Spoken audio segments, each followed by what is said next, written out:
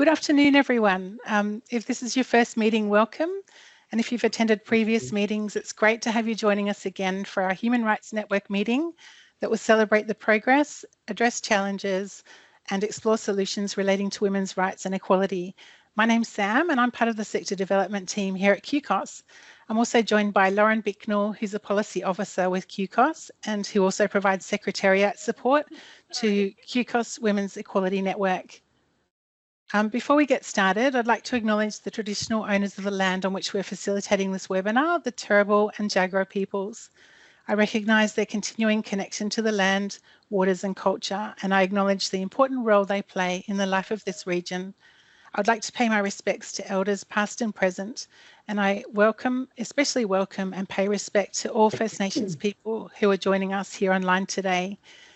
So we've got people joining us from all across the state today and also from interstate, which is lovely. So please take a moment using the chat function to let us know on the traditional lands that you're dialing in from. So through this network, we aim to provide a space for information sharing and practice development that focuses on embedding the Human Rights Act 2019 into frontline practice, policy and our collective advocacy. The network is intended to be a participatory network for anyone working in community services, non-government organisations in Queensland. But we also note that there's also a broad range of people joining us online today, including our colleagues and friends who work in government and other partner organisations. And we definitely benefit from such a broad range of experience and expertise in our virtual room today. So I just want to let you all know that the session is being recorded. We've also set aside some time for your questions at the end of our presentations today. So you're welcome to take yourself off mute and ask questions or to use the chat function when we have that time. To enable the purpose of the network, we do like to have some useful discussion and learning, and we ask that you treat information shared sensitively, please. So today's agenda will also provide a snapshot of some of the key submissions and campaigns that are currently open for consultation so that you can engage in these important opportunities to help create change. So we're really excited today to have three distinguished speakers joining us. So each is an expert in their respective field and they're champions of human rights and advocates for women's equality. So first, I'm delighted to introduce Jill McKay, who's the CEO of Children by Choice. Next, I have the pleasure of welcoming Nadia Bromley, who's the CEO of Women's Legal Service Queensland. And last, but certainly not least, Thelma Schwartz is the Principal Legal Officer, Queensland Indigenous Family Violence Legal Service, or QIFLS. And I'd like to thank them very much for their time and expertise today. So as a woman who's also working in a highly feminised workforce, it's very exciting for me to see human rights and women's equality improvements for Queensland. However, we still have a long road ahead to reach gender parity and the empowerment of women and girls in an environment where reaching gender equality is ongoing. It's really crucial to recognise the strides we've made and the importance of keeping conversations going, to keep putting pressure on our legislators and holding the government to account. So we can help to shape improvements in women's equality through steadfast solidarity and by collectively engaging in opportunities to strengthen our legal and human rights and ultimately our gender equality narrative. So with such an esteemed panel, we're set for a session filled with compelling discourse and thought-provoking ideas. I'd now like to warmly welcome our first guest speaker, Jill McKay. So a little bit about Jill. She's a fervent advocate for women's reproductive rights. She has most recently been a key advocate for expanding early termination of pregnancy services to women across Queensland. Jill is the CEO of Children by Choice and is an experienced leader within the not-for-profit sector, including trauma-informed women's services.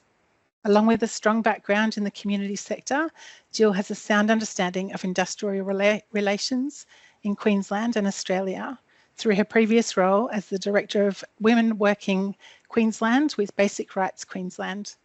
Jill is a proud feminist with high-level knowledge of the impact of sexual assault and harassment and recovery from trauma and its long-term impact. Welcome, Jill. Wow, thank you. That's a dreadful bio. I hope I didn't provide that to you, but thanks for having me here. I will try and move us through really quickly. Thank you so much. I'm so passionate about being able to talk with everyone today about, in one part, I think when we talk about children by choice, we want to talk about abortion, but I really would like us to be able to steer the conversation through to some concepts of reproductive justice and seeing this in the background of human rights. And thinking about that is also connecting to my dear colleagues, Nadia and Thelma, who will continue in terms of their work, and really hoping to frame this space of what really is pregnancy choice. And for children by choice, we're absolutely looking down the pathway of we absolutely are stoked that there's some investment in termination of pregnancy in Queensland and improving abortion access across the state, but that also comes with significant conversations with Queensland pregnant people and women about what real choice looks like. So it's about domestic and family violence, the nature of relationships, their experience of poverty, the overwhelming number of women who want to speak to us about cost of living. So when we start talking about abortion, we're not only talking about whether someone wants to choose to have a baby. Sometimes that coercion is happening by the state, by the experiences of our community, and also has a direct correlation to things like gender pay gap, gender equality, and the right to choose. So it intersects, and it makes me incredibly passionate to lead this organisation at Children by Choice. And anytime at Children by Choice, I think very deeply about the responsibilities that this organisation has to share its resources with everyone across Queensland. Moving on, of course, Children by Choice will always want to acknowledge the traditional owners of the land and acknowledge the country that we're on. I'm here in Brisbane. I'm on the Yagara and Turrbal people. A little tiny bit about Children by Choice. We are absolutely pro-choice. We are absolutely collaborative. We value compassionate care and service delivery. We are a feminist organisation. We want to deliver that with integrity. What do we do? One-to-one. If you are working with people in the community and they want to have a really clear choice about pregnancy, regardless of age, regardless of space, we do want to speak to someone who's 40 with 2 teenage kids, trying to work out whether they want to continue with a pregnancy. We are the service for that person. The other part where you sometimes see Children by Choice being feisty is absolutely, you'll see us in advocacy, and you'll also see us taking an active role in education. What does that mean? We speak to nearly 20,000 people a year, and 2,500 people are engaged in case management and support. People don't know. There's so many people that don't even access and speak to us. So our website is a critical place of information for people as well. So that's just kind of the background of what we do. I'll roll us on a little bit quicker. So setting the scene globally, I want you to know, and I know that right at this particular time in Queensland, this is a very, very smart audience, that you've been connected to what's happening politically in the US, and watching those words tumble out of Trump and the right-wingers over there. But that being said, I want us all to normalise the choice to end pregnancy, and that word is abortion. So we're saying that 29% of pregnancies end in abortion across the world. So this is incredibly a normal experience. And for people with a uterus, this is an ordinary choice. But unfortunately, we've put so many layers into this and so many places to control women's autonomy, that the kind of place of choice seems really complicated than it actually needs to be. It's very ordinary healthcare. Just having a look around globally, we'll just talk about quickly having a look at that. People of all religions have abortions, and all faiths and all moral compasses. It's an individual choice, an individual place that includes culture as well as religion, systems, structures. So just putting that out in the frame of the place. Worldwide trends, you can see that the world is turning green, if you like. It doesn't look like a heat map for climate change. What we're talking about is, as we see in all human rights and progressive type of places, what we're seeing is that abortion is become more and more decriminalised, legalised, accepted and supported around the world. So we're not alone. Of course, we're talking about human rights today. I do want us to connect into the concept, into the Universal Declaration of Human Rights. We want to talk about what the Convention of Elimination of All Forms of Discrimination Against Women looks like, and also put that backdrop in of the civic and political rights. Dragging us really quickly now into setting the scene in Australia. We want to say that about 43% of people have an unintended pregnancy in their lifetime. How ordinary is this? How normal is it? And that in Australia, we might be looking at either a medication abortion or a surgical abortion. That being said, most people in Australia, nearly 90% actually mostly always support abortion. So just saying how normal that choice is. Moving us through, you are all Queenslanders. You can absolutely jump on our website and have a look at the history of us in the Queensland context. Suffice to say, in 2018, finally, abortion was decriminalised in Queensland. And in that way, and you might see yourself in this picture, was that you who was there at the rallies or marched with us or marched for people? Absolutely a massive win, and that public access to abortion should be available up to 22 weeks in Queensland. Moving us on, that being said, just when we say that abortion is legal, it's not necessarily accessible. And that has been completely the challenge for pregnant people. We have access barriers, particularly around our different health and hospital services around the state, particularly in regional and remote areas. Sometimes in Brisbane South, there's complexity in accessing abortion, as well as other areas that you wouldn't think would be geographically challenged. We also have real confusion for our health workforce who are conscientious objectors, and that's really about training and education. We are always active in Children by Choice about health education. And we also really often will see, and in an international sphere, abortion thrown up as this red rag to a bull. At the moment, there is a Termination of Pregnancy Amendment Act that's before our Parliament. I'll be presenting at the Health, Environment and Agriculture Committee as there's a piece of legislation we want to amend around live births. It's a contentious piece, but it's also a piece that's designed to erode access. So bring us into Queensland and our human rights. Want to talk take my about card and have some snacks afterwards? I'm down for that too. Queensland Human. Sorry, Jill, if people could please put themselves onto mute, that would be great. Thank you. Just bringing us into our Queensland Human Rights framework, which is the place that we're here. And I'd really like us, I've talked a lot right at the beginning, framing up and encouraging us all to have a connection to the place of abortion being ordinary healthcare.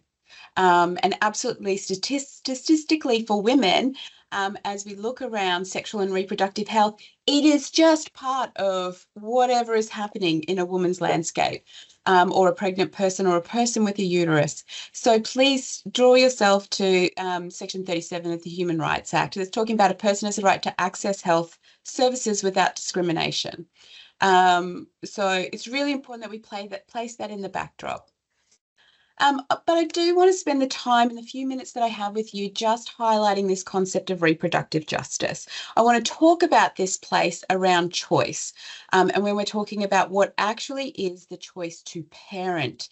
And that's that true space that I alluded to right at the very beginning of the introduction of my presentation. That is, the definition of reproductive justice is the right to have children, not to have children, and to parent the children we have in safe and supportive environments. And this is incredibly important from an intersectional lens. I'll draw our attention to, please, if you have access to this book, please have a look into it. It's Loretta Ross. She is a US activist, and definitely talking about the experience of Black parenting people in the United States. I think that it has a really powerful space for all of us to lay a landscape on when we think about the Queensland context and how our governments or our systems and our structures really define who can and can't be parenting. So is it about the unnecessary removal of our First Nations children from their families of origin? Is it around the experience of poverty and people's lack of access to resources? Is it about culture and racism that is inherent in some of our systems? Is it cost of living? So really asking you to reflect and think about who gets to parent. If you are a same-sex couple, the type of questions in our places to be able to access reproductive technology, the scrutiny that community is under about getting access to sperm or donors or whatever else is absolutely abhorrent when you put a lens of reproductive justice over it. So just trying to think about that from a human rights perspective. So thinking about what are the core principles then of reproductive justice. We're talking about the right to make decisions about your own body, bodily autonomy, very Handmaid's Tale, but absolutely central to the argument here. It's about access to resources. So we're really thinking in a reproductive justice lens. We're thinking about that ensuring all individuals have access that they need to parent. So that's healthcare, education, economic support, housing, adequate housing that's safe and supportive for our communities as well, and that we do want communities that are building safe, healthy communities that support family and children. Moving us through as quickly as we can, what does that mean? Support for parenting, advocating for policies and practices. You can do this every day, and I know that so many of you do this in your work. This is our living. It's the great part of our work that we get to do. We work really hard together to address inequalities. We recognise and address systemic barriers that disproportionately marginalise people in our community. Racial discrimination, economic discrimination, and lack of quality to healthcare and education. These are foundational in human rights as well. And of course, we want to protect rights. And we're thinking about the impact when our governments turn away from domestic and family violence or sexual violence, the impact on that in terms of just that reproductive, lack of access to reproductive justice and or systemic reproductive coercion. So the importance of choice. We want to be promoting laws and policies that support women and pregnant people to make choice to parent or to look after their children. We need to understand the context of bodily autonomy and how abortion can be used to restrict women and pregnant people's freedom. We see this time and time again as a backdrop, as a lens, when all of a sudden we want to leverage about what women can and can't do, is we talk about abortion and how women just want to get pregnant or use it as contraception or whatever that is. It's coming back to that very square, that lovely place about choice for people. And that's what Children by Choice is so mostly interested in, is about people having access to be able to choose. And I can tell you, we want people to parent, but abortion is the finite piece that comes down that wants to squish and restrict the rest of women's access and pregnant people's access to life choice. And that we want to see that choice is real. Sorry, coming back here. It's a real choice, free from the restrictions of poverty. So when we talk about fair and equal Queensland, we are talking about that. And of course, we want really great domestic and family violence legislation. So when someone is making the choice to parent, they're not concerned about the long-term ramifications of single parenting, what it means to be connected to someone for 20 years, where they're going to use family law against them around not paying child support or intervening or staying connected with them because of a legal right. That does erode people's choice to parent. Just in the same way, I would absolutely draw our attention to the child protection system for when we look at the overrepresentation of our First Nations or people with the intervention of child protection systems on them, is just going, where is the choice? Or are systems coercing people to not be able to make their choice? So thank you for allowing me to stagger my my words there. Again, I'm just landing the ship here. I know my time is up. So legal doesn't mean accessible. Have a look at our abortion map and our contraception map, and you'll see how many gaps there are in service delivery and how hard it is, if that's a heat map that you can use to identify service, how hard it would be if you're in a regional area to access healthcare. I can't help myself, but I want to let you know that men cause all pregnancies. All men do. They're pregnant. They have the capacity to cause a pregnancy 24 hours a day, nearly every day of their life. Yet women are only fertile for 24 hours in a 1 month period. So 260 odd days of their lives. Just really encouraging you to think about the effort that women go around contraception and to intervene in their bodies to stop pregnancy. So abortion is regular, normal part of healthcare. And abortion stats, but at a minimum, at least 1 in 5. And I know each of you who are on this call today will know someone who's had an abortion or made a reproductive choice or thought about it. And just reminding us all to normalise that experience.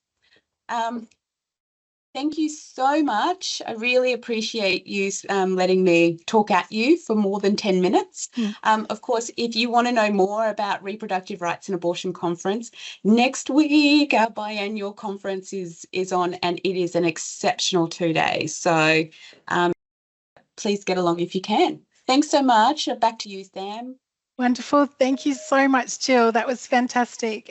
Definitely worth jumping onto the Children by Choice website, and we'll also send out the PowerPoint slides, so you'll have that information for you as well. So for after this meeting. So yeah, thank you, Jill.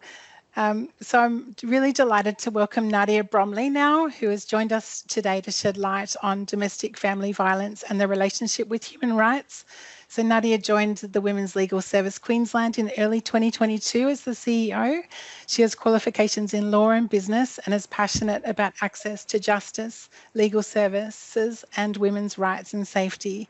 Nadia was admitted as a solicitor in 2005 and is focused on legal and social issues affecting women and working with a diverse network of organisations, supporters and individuals who are united by a shared belief in protecting the rights of women. Nadia is committed to ensuring the sustainable provision of legal and social justice for a safer future for women and children. I'd now like to welcome Nadia. Thank you. Thanks, Sam. Really appreciate that. And it's a tough gig going between Jill and Thelma, so friends be kind. I would like to start, of course, by acknowledging the traditional owners of the land on which we meet today in our nation of nations, and those are many lands. I do have a slide there reflecting all of the custodians of the lands on which our offices stand, but obviously we recognise the continuing connection to water, acknowledge and country, and we acknowledge that sovereignty was never ceded across this great nation, and that this land has been a land of people sharing and growing together for thousands of generations. So we especially honour First Nations women and the traditions they carry. Friends, the next slide seems like it might not make sense, but I was thinking about talking to you about domestic and family violence and human rights. And the next slide, I was thinking about how do we translate human rights into lived experience? Because there's a thing about human rights, right? We all know what they are. They all seem terribly important. When we go to law school, we're like, I'm going to go work at the UN because human rights are important. But actually, this scene from a children's film, and for those of you who don't have children, let me bore you with it. These folks are trapped at the bottom of a well by some nefarious types. And the donkey, which happens to be a horse, let's not go into that right now, starts screaming out, what about my Miranda rights? You're supposed to say you have the right to remain silent. Nobody said I have the right to remain silent. And Shrek says quite quietly back, donkey, you have the right to remain silent. What you lack is the capacity. And although that's amusing in that context, I think we can translate that pretty neatly into our experience in particularly in relation to domestic and family violence. If you think about women in Queensland, there are lots of rights they have. So if we jump onto the next slide, if you think about the kind of human rights that are protected in Queensland law, that's the right to life. There's a protection from torture. There's a right to freedom of movement. There's a right to preserve and demonstrate cultural rights and celebrate those. There's a right to liberty and security of person. There's a right to health services. So women experiencing domestic and family violence in Queensland have those legal rights. But the question I put to you today is, how well is the law and practice adapted to ensuring that they have the capacity to exercise them? Could I suggest oftentimes, like donkey, it's not the rights they lack, it's the ability to exercise them. And at some point, if you have the rights but not the ability to exercise them, they become a little bit pointless and in fact quite dangerous. Because if we satisfy ourselves and say in 2019 we got all these rights, it's all okay, then we perhaps haven't gone far enough.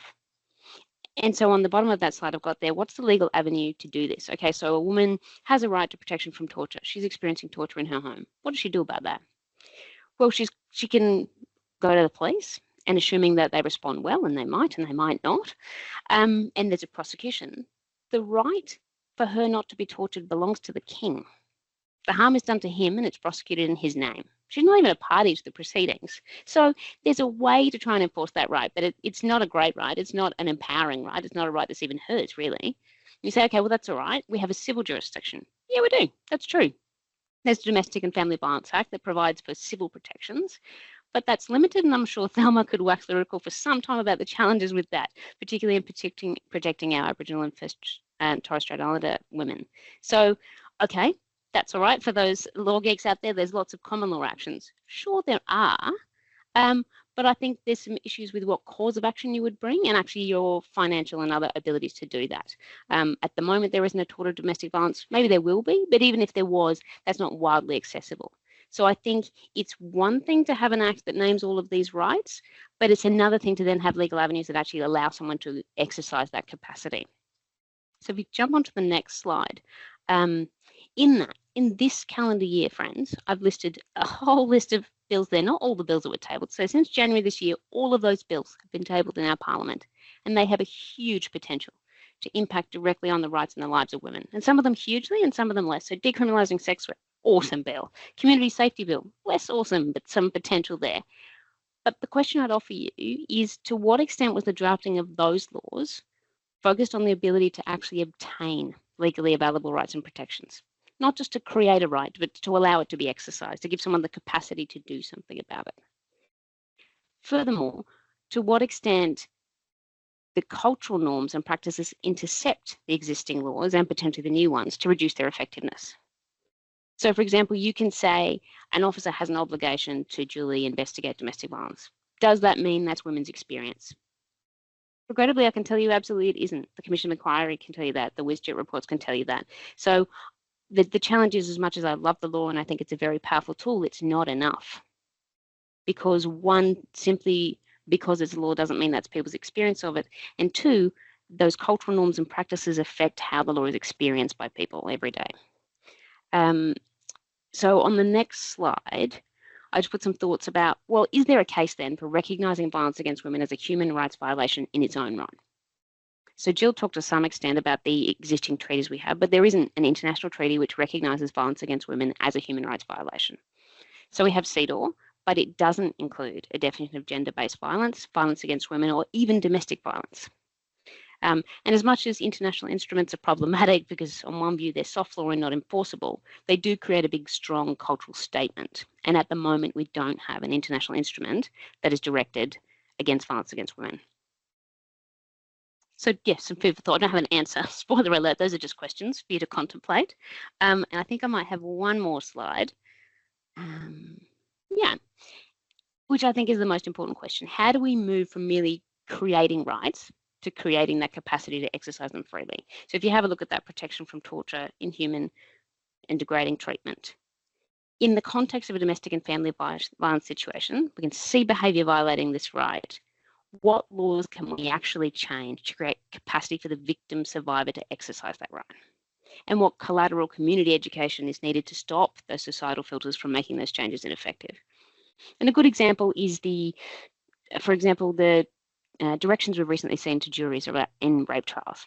And absolutely, I suspect everyone on this call would think those are excellent. Some of those juries are designed to provide the colour and context about how people respond to trauma, how people respond to sexual assault, to normalise freezing, coercion, a whole range of other things.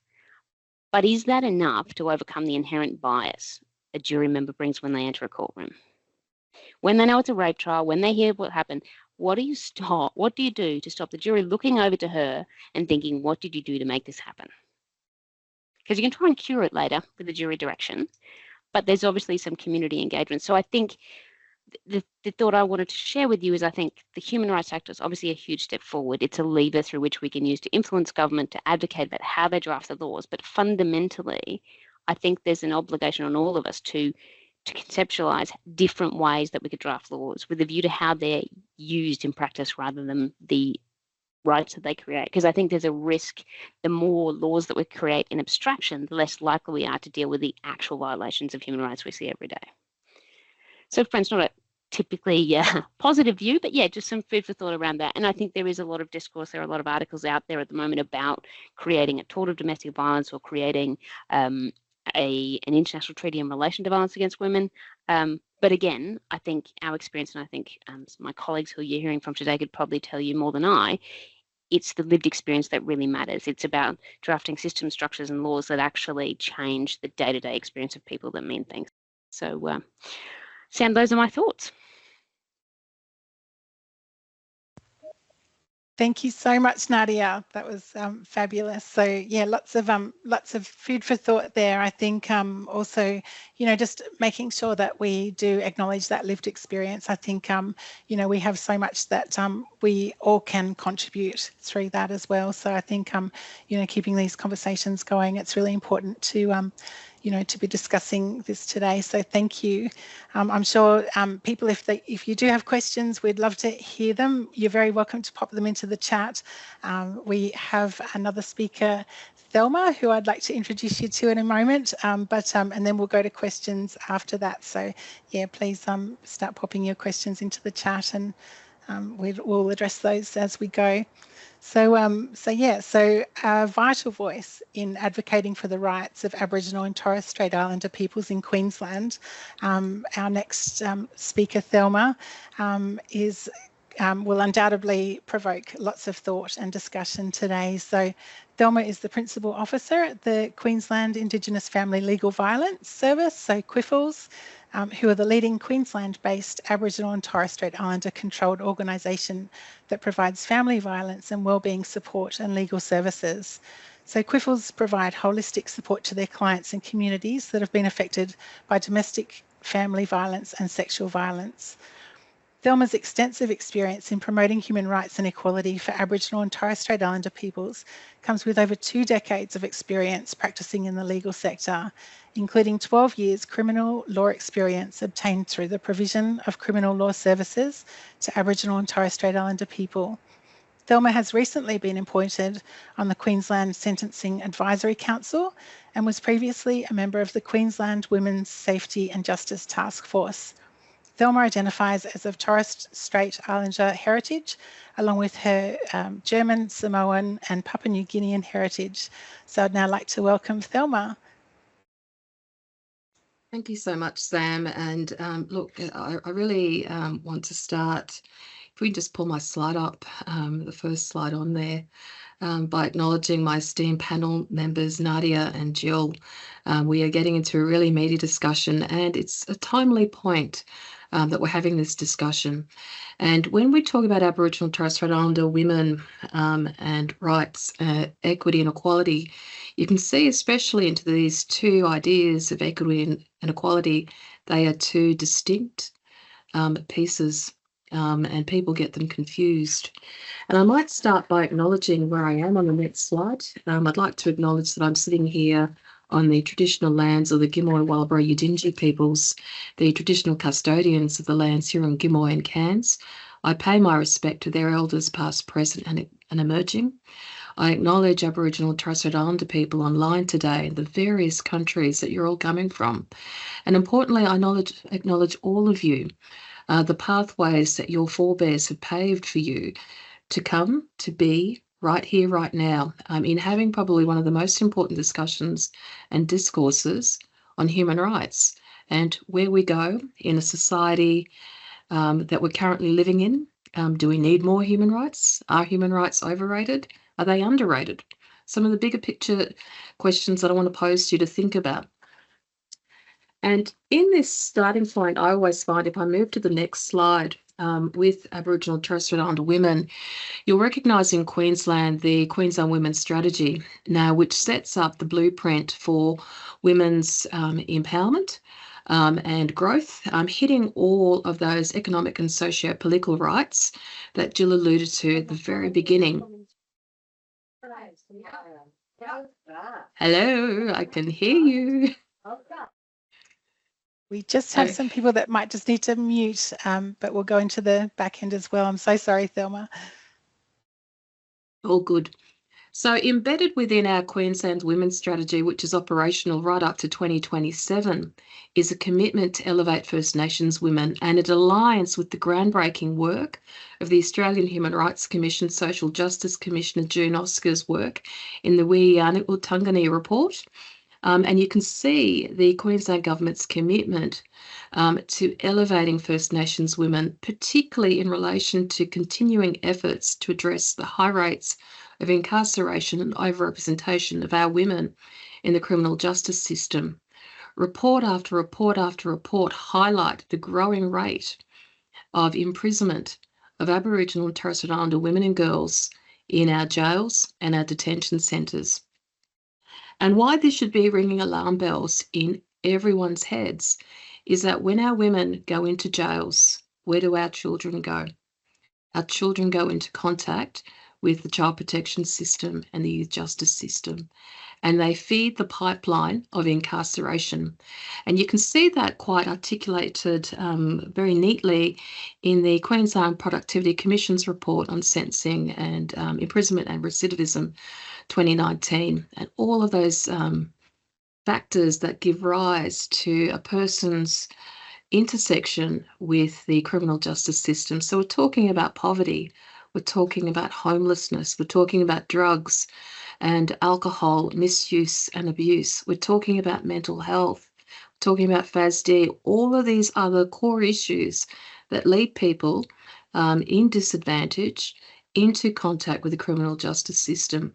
I think it's really important to understand and appreciate this aspect.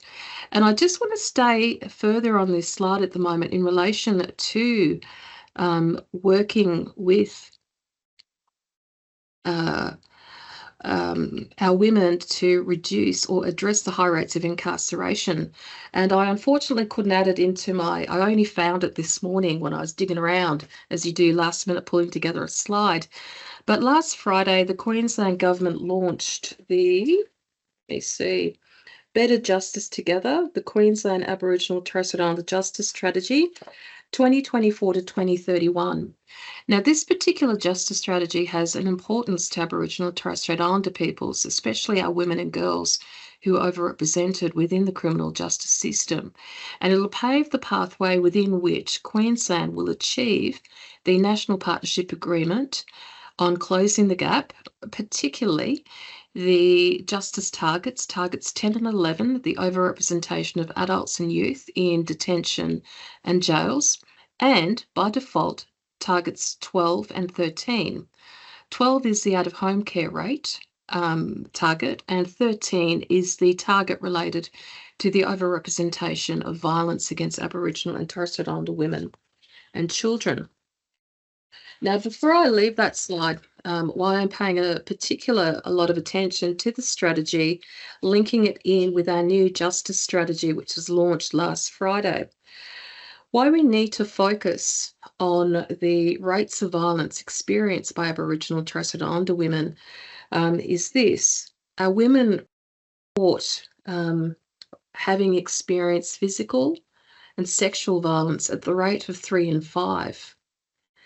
That's a pretty horrendous rate. And then when we look at data, our women are 11 times more likely to die due to assault.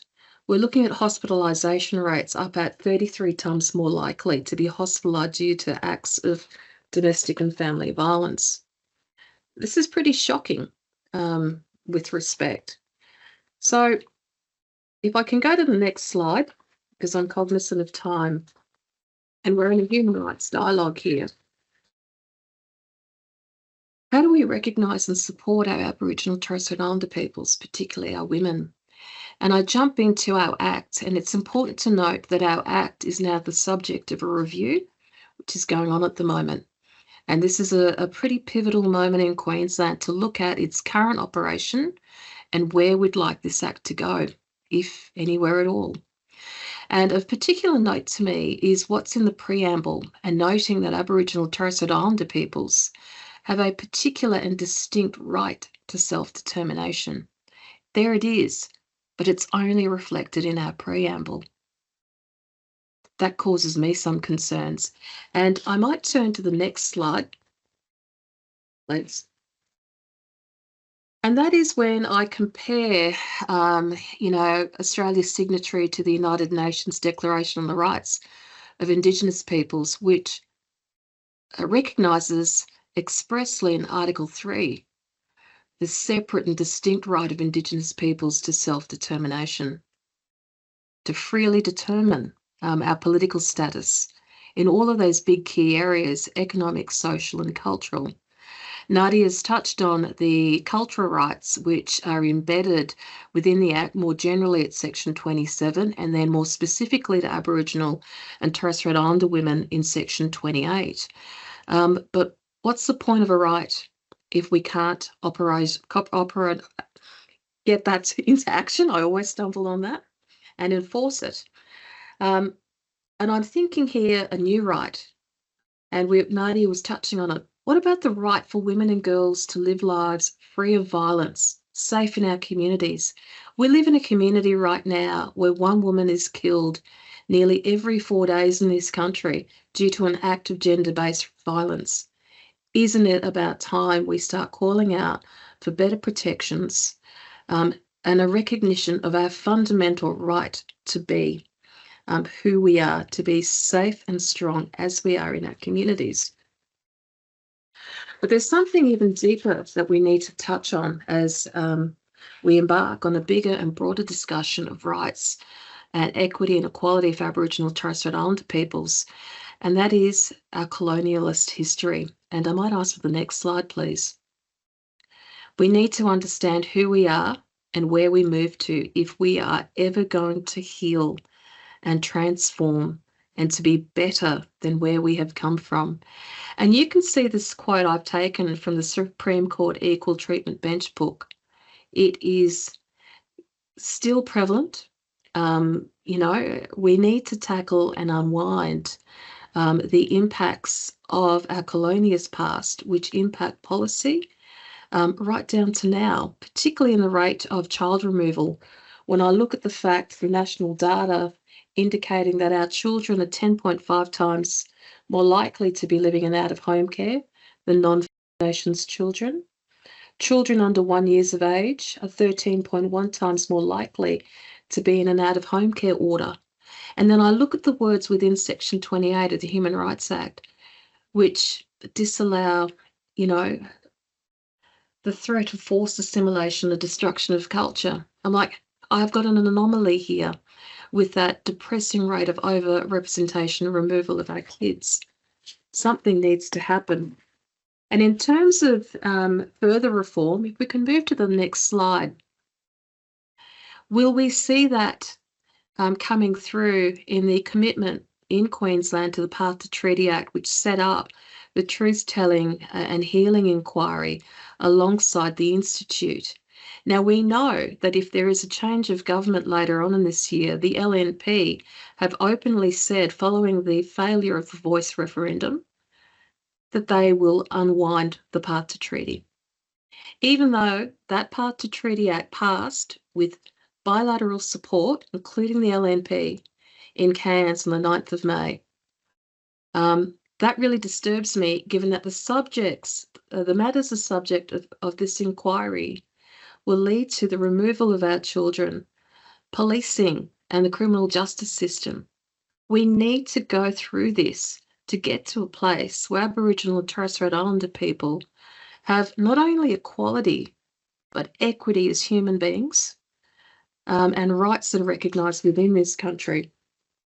And why this is so important to me, if I can go to the very last slide, thank you, is the importance fundamentally within our human rights jurisprudence, always, of dignity, hope, and self-determination, the power to live lives free and strong in culture.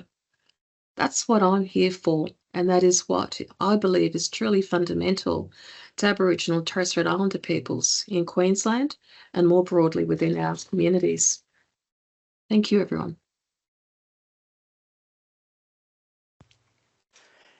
Thank you so much, Thelma. That was absolutely fantastic, and really good to see such a broad range of, just the different acts that we can actually use as opportunities to help, with the rights of Aboriginal and Torres Strait Islander women's and peoples. We saw that we have the review at the moment with the Human Rights Act, and I think having, the self-determination is something, as an individual right, is something that has definitely come up through a lot of those conversations that I've been hearing through that. And it was also really good to see, a very specific right that you mentioned about the right for women, girls to live free from violence and safe in their communities. So yeah, thank you so much.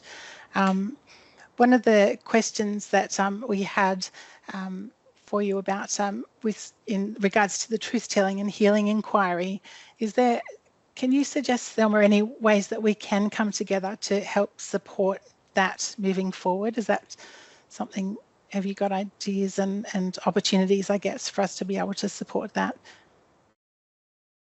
I think there's a bigger discourse around this, and unfortunately, given the fallout after The Voice and how very politicised that got and quite racialised with respect, I think we need to have a mature discussion about the place of Aboriginal and Torres Strait Islander peoples within our communities, acceptance of Aboriginal and Torres Strait Islander peoples, respect and dignity. And I think it is about making available information that is put out by the Truth Telling Inquiry available to members to be able to access it, and having open and broad discussions around why we need to go down the pathway of truth telling. I know many people are fearful. Change is scary. I absolutely agree. But at the same token, I don't want to continue living in a society where there is a perpetual white elephant in the room. And I look at the rate of children being taken from families, never coming back, never growing up with the love and support of communities. And I wonder why, and I despair that the broader aspects of our community put on the blinkers and say, well, she'll be right. It's not my problem. It is our problem. They're all of our children. We all have a collective right to look after and support the growth and well-being of our kids, and it means getting to the heart of why we keep seeing people cycle in and out of our prison systems. We've got to get right to it. It's hard work, but we've got to do it.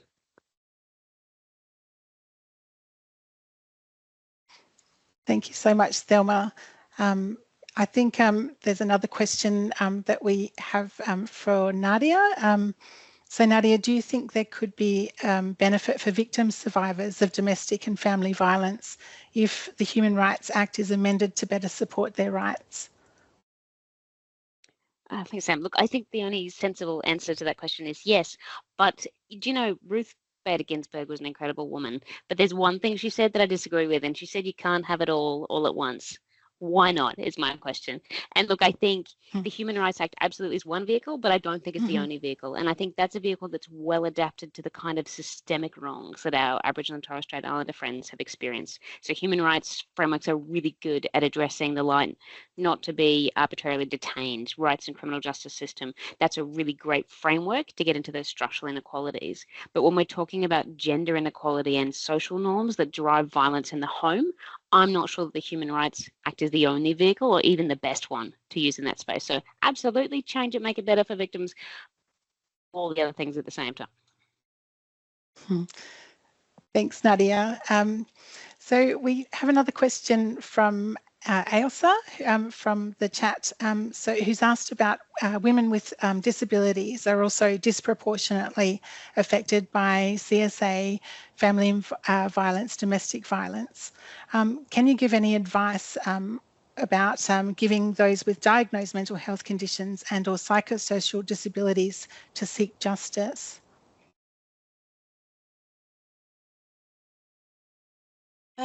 I can talk to that in terms of children by choice. It's certainly an area of incredible advocacy and processes that we'll continue to work through, which is around the right to be able to choose to parent, regardless of physical disability, mental health issues, etc., and making sure that as we talk about reproductive coercion, abuse, and coercive, which kind of sits in the wheelhouse of coercive control, is really encouraging us all to view that experience of someone with a disability being told whether they can or can't parent, going back to the old days, which is still kind of the modern days, of forced sterilisation or forced contraception as well. So if we are really talking about how do we progress gender equality, I really encourage us all to connect to those streams of advocacy that make sure that reproductive choice is real, and that we put all of those supports around people to be able to choose to parent, free from violence, exactly as Thelma described, free from sexual violence and domestic and family violence, and the levers that Nadia described as well, and coming all the way down to that foundation around if people are at the time of experiencing pregnancy, having to make a decision that's outside of just what they would like to have happen in their family, then we probably aren't sitting at a really clear space of equity. I just, really encourage us to have a look and see that as that part of the lens and part of the narrative, that when we don't have bodily autonomy over our own bodies as women, that then the system is ready to take control of that as well. I definitely, when we talk about people with disabilities, 100% agree, and we should be moving forward. And certainly at Children by Choice, we take that as a foundation of our work as well. Thank you so much, Jill. I might just ask one last question to the guest speakers. So what are some of the key ways that you can recommend for people who are working in the sector to advocate for women's equality through their work?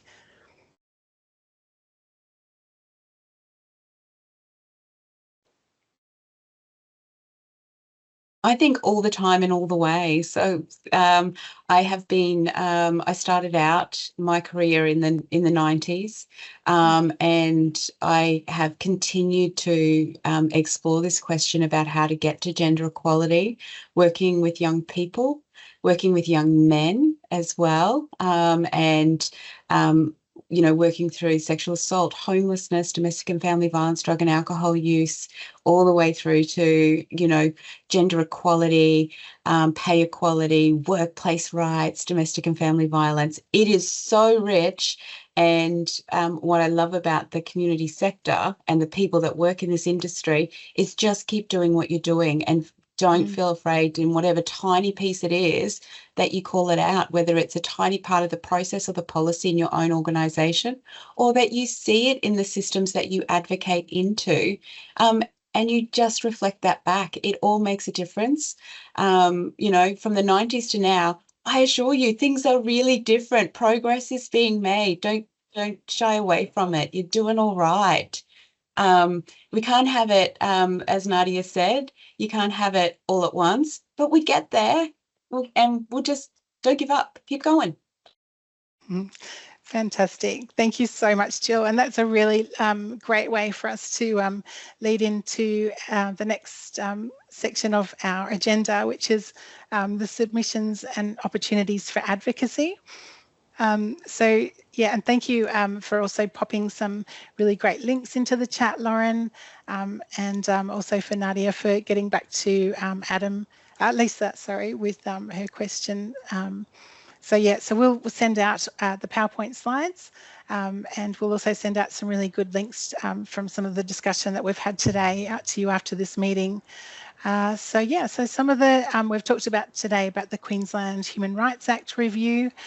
So we just want to keep an eye on what's happening with that. So the report is due on the 20th of September. So we just want to keep that, that conversation alive and keep our eye on what's happening there. There's a Senate inquiry into the National Housing and Homelessness Bill at the moment, so QCOSS will be putting in a submission to that. We'd absolutely love to hear from you just about your thoughts on if you feel that we should recommend that people and families who are experiencing domestic violence should also be considered in this bill. So we're just you can reach out to Bronwyn, who can tell you a little bit more about that. And we've got her email address in the link, but also we'll send that out to you. The submission for that is due on the 9th of August, so it'd be wonderful if we do jump on board in that consultation. So we also have the QCOSS Women's Equality Network. So if your community service organisation has any interest in joining that network, please reach out to Lauren through the research at qcoss.org.au to learn more.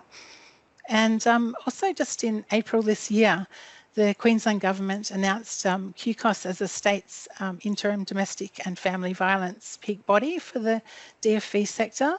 So QCOSS is working with DFV services to establish an independent body, peak body. So that's in specifically domestic and family violence peak body.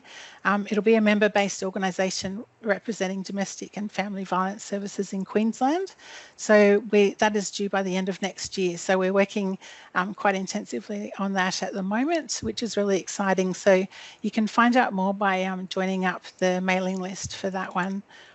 And also just on the next slide, it's just wanted to keep the importance and the narrative happening around the Queensland Government overriding the Human Rights Act twice last year to introduce breach of bail laws and allow children to be kept in watch houses indefinitely. So we are calling for people to send an email to the Premier. You can jump onto our campaign to take action. It's really easy. So that's all a pre-filled section in our website that you can email the Premier. So there's a link there at the QR code, but we'll also send that out to you afterwards. So thank you everyone for joining us, and thank you so much to Jill, Thelma and Nadia for generously sharing your time and valuable insights with us today. I hope that everyone online has gained some really useful information from this discussion, and that you also feel inspired to dig deeper into some of the issues presented during the meeting. So we'll send out that post-email links and recording for the webinar. And we'll also look forward to you reaching out to us in any advocacy opportunities that are happening moving forward. We always love to hear from people about those, so and to be able to support those submissions that are going in. So we'd love to know how you found today's session. So please let us know via the evaluation poll that is hopefully on your screen now. We're just going to look at getting that up for you. Oh, here we go. If yeah, we'd love to sort of get your feedback on that one. I'll just give you just a minute just to fill that one out, and then just to also let you know that our next meeting, we're going to focus on youth justice. So when the link is ready, we'll email that out to the network, and we'll publish it on our events website soon. Also just please remember that you're welcome to contribute to any agenda items. So you can send those through to that human rights email address right there on your screen. And yeah, thank you so very much. We've just loved having you here today. It's been a really great session, and we can't wait to see you next time.